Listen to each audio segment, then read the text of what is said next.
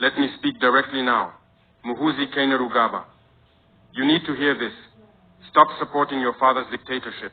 Stop making threats against people who only want democracy for their country. Stop thinking you can inherit oppression. Stop thinking Uganda belongs to your family. You are a military commander. You should be protecting Ugandans, not threatening them. You should be serving your country, not treating it like family property.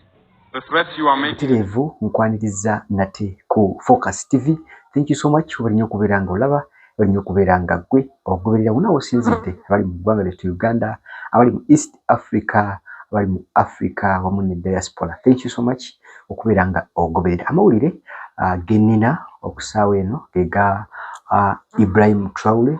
Ibrahim Traore n'agamba nti naye y'omu kw'abo abantu abali mu Africa, aba leaders ba Africa abatunudde ennyo ensonga ze Uganda. So ayina obubaka obukakkali, ayina ekibonerezo ky'asuubizza wamu n'okubeera nga awadde warning eri General Muhoozi Kainerugaba.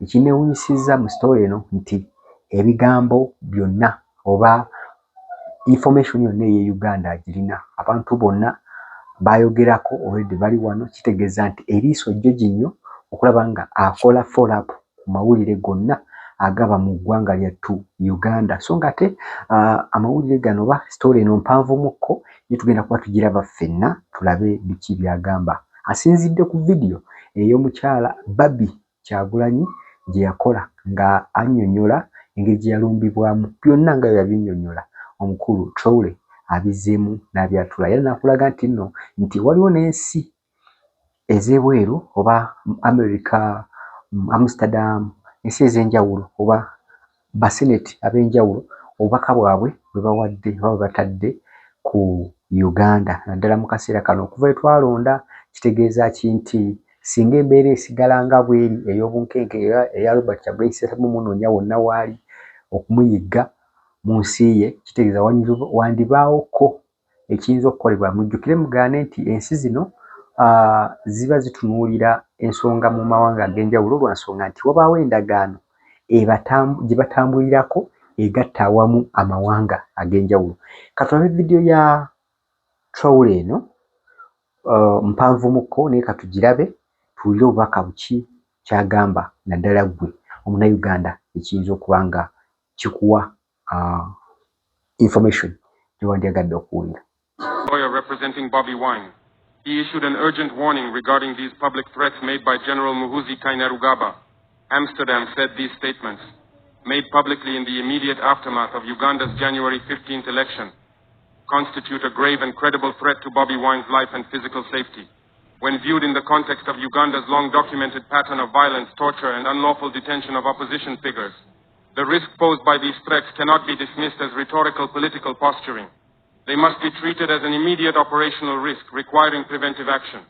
Amsterdam explained that General Kainerugaba exercises command authority over the armed forces that have repeatedly been implicated in serious human rights violations. His statements therefore carry the weight of state power and have operational significance. They materially elevate the risk of unlawful harm. Under international law, such threats trigger immediate obligations on the part of the Ugandan government to prevent violence, protect life, and ensure the safety of those at risk. When threats are issued by senior officials and remain unrepudiated, they may be understood by security forces as authorization. The ambiguity itself is dangerous and must be removed immediately through clear public and operational directives. My brothers and sisters, let me speak directly now. Muhoozi Kainerugaba. You need to hear this. Stop supporting your father's dictatorship. Stop making threats against people who only want democracy for their country. Stop thinking you can inherit oppression. Stop thinking Uganda belongs to your family. You are a military commander. You should be protecting Ugandans, not threatening them. You should be serving your country, not treating it like family property. The threats you are making against Bobi Wine, against opposition figures, these are not the actions of a leader. These are the actions of a coward who hides behind his father's power. What happened to Bobi Wine's wife? What those soldiers did in that house? This happened under your command structure. Whether you ordered it directly or not, these are soldiers under your authority, and you have not condemned it. You have not stopped it. Instead, you continue making threats. Let me tell you something, Muhoozi. The young people of Africa are watching. We see what is happening in Uganda. We see an old man clinging to power for decade after decade. We see his son preparing to continue the same oppression. We see opposition leaders being tortured, their wives being assaulted in their homes, their children being threatened. This is not strength. This is weakness. This is fear. Your father is afraid of Bobi Wine because Bobi Wine represents something your father can never understand, the will of the people, especially the young people who want change. And you, Muhoozi, you should be ashamed. Instead of following your father's path of dictatorship, you should be part of the solution. You should be protecting democracy, not destroying it. You should be ensuring free and fair elections, not threatening those who participate in them. The international community is watching Uganda. The United Nations is watching. The European Union is watching. The United States is watching. And they are all saying the same thing. The violence must stop. The threats must stop. Democracy must be respected. Robert Amsterdam called on the United Nations, foreign governments, and international human rights mechanisms to treat these threats with the seriousness they deserve and to demand immediate guarantees for Bobi Wine's safety. He said any harm to Bobi Wine will carry consequences under international law.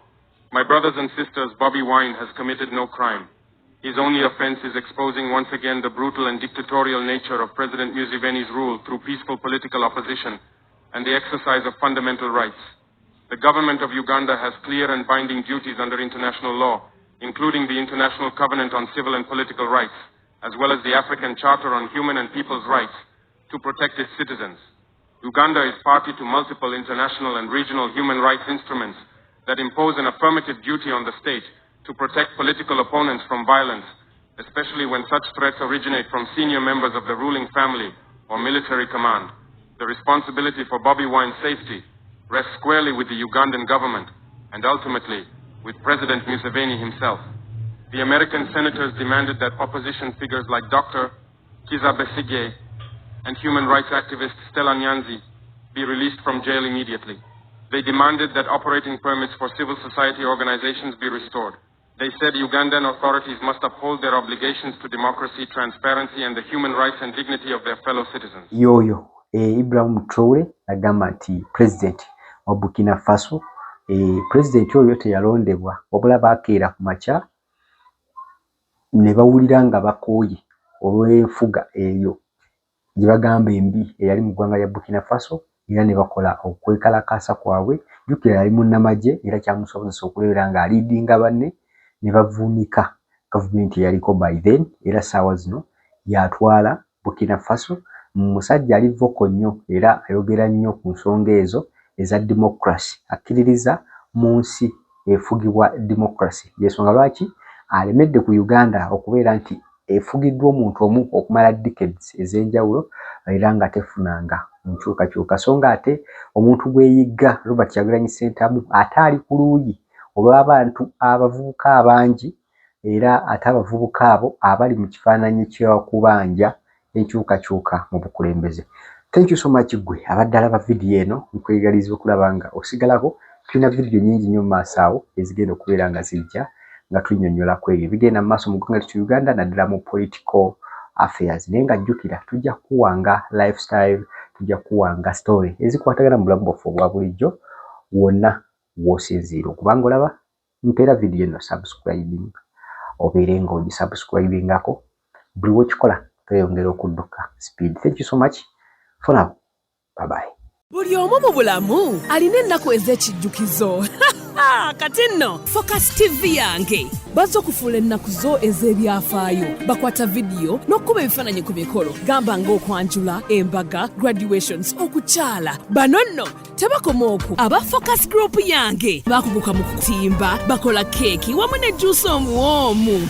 Nga kuno bagattako okukola graphics ne branding ow'ekitongole, company oba bizinensi yo. Era basange ku kitebe kyabwe ekikulu e Kampala ku Jasco Plaza. Oba basange ku office zaabwe awo ku Focus House mu Tuba ne ku office zaabwe empya Kiboga mu Town Council ku 2nd Street okuliraana Smarton Hotel. Ebisingawo bakubire ku simu zaabwe 0757 133 162 oba 0789 020 gwali ku Facebook ne Instagram kebera Focus Group yange ate ku YouTube beba Focus TV yange.